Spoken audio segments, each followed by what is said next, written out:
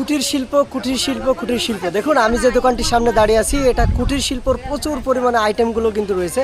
তো চলুন আপনাদেরকে একটু দেখিয়ে দিই। আর আমার যে অবস্থানটা, এটা হচ্ছে মেহেরপুর বাণিজ্য মেলা মাঠের ভিতরে, মেন গেট দিয়ে ঢুকেই হাতের বাম পাশে চলে এসেছি।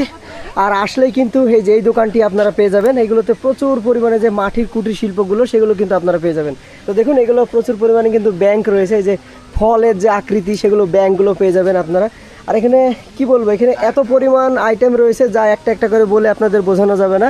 শুধুমাত্র আপনারা অন স্ক্রিনে দেখে নিন আর এখানে কি কি রয়েছে। আর আপনারা অবশ্যই চলে আসবেন এই এক্সেপশনাল কুটির শিল্পের আইটেমগুলো আপনাদের ঘরে রাখার জন্য। দেখুন এখানে প্রচুর প্রচুর প্রচুর পরিমাণে আইটেম রয়েছে। তো আসলেই কিন্তু এই যে আঙ্কেলকে পেয়ে যাবেন এই জায়গাতে। আর এই যে মেন গেটটা রয়েছে, ঠিক মেন গেট থেকে ঢুকেই হাতের বাম পাশে আসলেই এই দোকানটি আপনারা পেয়ে যাবেন। তো দেখুন এগুলো ঝোলানোর জন্য এই যে শিকাগুলোও কিন্তু আপনারা পেয়ে যাবেন, এগুলোও কিন্তু নিয়ে যেতে পারেন। এই যে এখানে কিন্তু এই যে ঝোলানো রয়েছে।